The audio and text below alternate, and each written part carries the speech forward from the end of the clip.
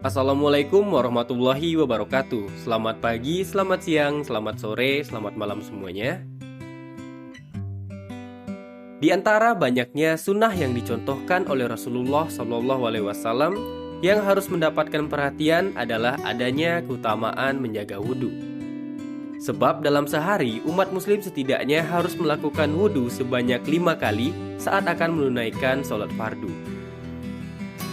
Bahkan bagi umat muslim yang kembali berwudu saat hendak sholat meski belum batal, bagi orang tersebut akan tercatat sebagai sunnah yang berpahala. Kebanyakan titik refleksi berada pada anggota tubuh yang dibasuh oleh air wudu. Sehingga saat berwudu, seseorang tidak hanya melakukan ibadah yang dilakukan sebelum sholat, karena ada banyak manfaat wudu jika dilakukan dengan benar, menurut studi riwayah jurnal studi hadis. Salah satunya dapat membersihkan berbagai kotoran, virus, dan bakteri yang berada di telinga, hidung, mulut, dan gigi, sehingga dapat mencegah berbagai penyakit. Selain manfaat, terdapat pula keutamaan menjaga wudhu.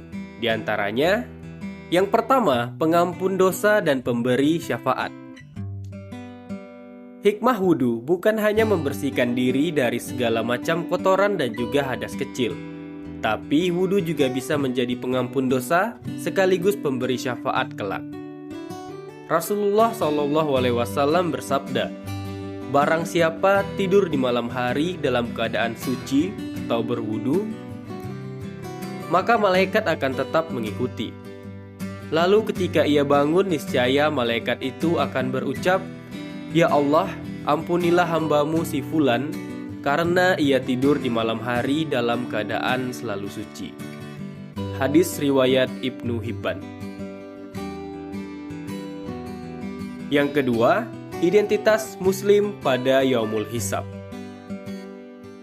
Abu Hurairah radhiyallahu anhu berkata bahwa Rasulullah SAW bersabda, "Sesungguhnya saudara-saudara kami itu akan datang dalam keadaan putih cemerlang karena wudhu, dan aku yang akan membimbing mereka ke telaga." Hadis riwayat Muslim. Wudhu ini bisa digunakan sebagai pembeda saat Yaumul Hisab nanti, sebab bekas tubuh yang sudah terkena wudhu akan memancarkan cahaya pada hari perhitungan nanti, dan hanya dimiliki oleh umat muslim. Selanjutnya, yang ketiga, tanda keimanan. Di dalam salah satu hadis, Rasulullah SAW bersabda, "Bersuci atau berwudu adalah separuh iman. Alhamdulillah akan memenuhi mizan atau timbangan. Subhanallah walhamdulillah akan memenuhi antara langit dan bumi. Solat adalah cahaya, sedekah adalah tanda, kesabaran adalah sinar, Al-Quran adalah hujah atau pembela bagimu atau hujatan atasmu. Setiap orang keluar di waktu pagi, maka ada yang menjual dirinya, lalu membebaskannya atau membinasakannya." Hadis riwayat Muslim.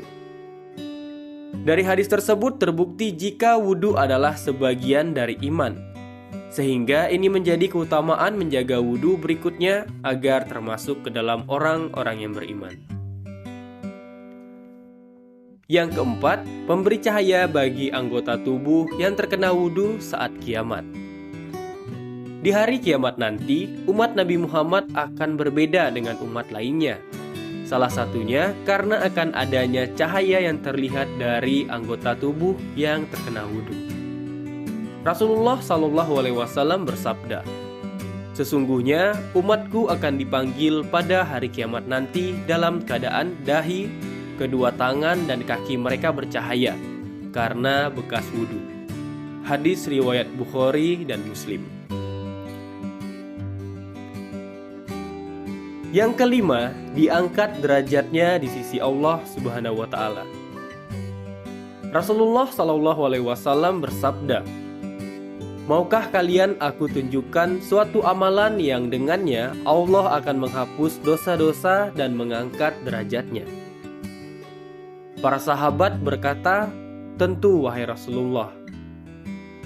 Kemudian Rasulullah SAW bersabda, menyempurnakan wudhu walaupun dalam kondisi sulit, memperbanyak jalan ke masjid, dan menunggu sholat setelah sholat, maka itulah yang disebut dengan ar-ribat. Hadis riwayat Muslim. Yang keenam, dikeluarkan kesalahan dari badan. Rasulullah SAW bersabda, barang siapa yang berwudu lalu membaguskan wudunya, niscaya kesalahan-kesalahannya keluar dari badannya hingga keluar dari bawah kuku-kukunya. Hadis riwayat Muslim. Lalu yang ketujuh, diberi pilihan cara masuk ke surga. Orang Islam yang melakukan wudu dengan sempurna, maka akan diberikan pilihan untuk memasuki surga lewat 8 pintu surga yang disukai. Dalam hadis dari Umar bin Khattab radhiyallahu anhu, Rasulullah SAW bersabda, barang siapa di antara kalian berwudu lalu menyempurnakan wudunya, kemudian berkata, aku bersaksi bahwa tiada Tuhan yang berhak disembah melainkan Allah, dan aku bersaksi bahwa Nabi Muhammad adalah hamba dan Rasul utusannya, maka akan dibuatkan untuknya pintu surga yang 8, dan dia bisa masuk ke dalamnya lewat pintu mana saja yang dikehendakinya. Hadis riwayat Muslim. Yang kedelapan, melepas ikatan setan dari tidur. Rasulullah SAW bersabda, setan akan datang mengikat ujung kepala kalian ketika sedang tidur dengan 3 ikatan.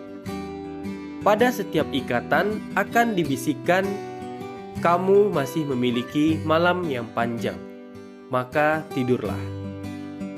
Jika engkau bangun dan mengingat Allah, maka akan terlepaslah ikatan pertamamu.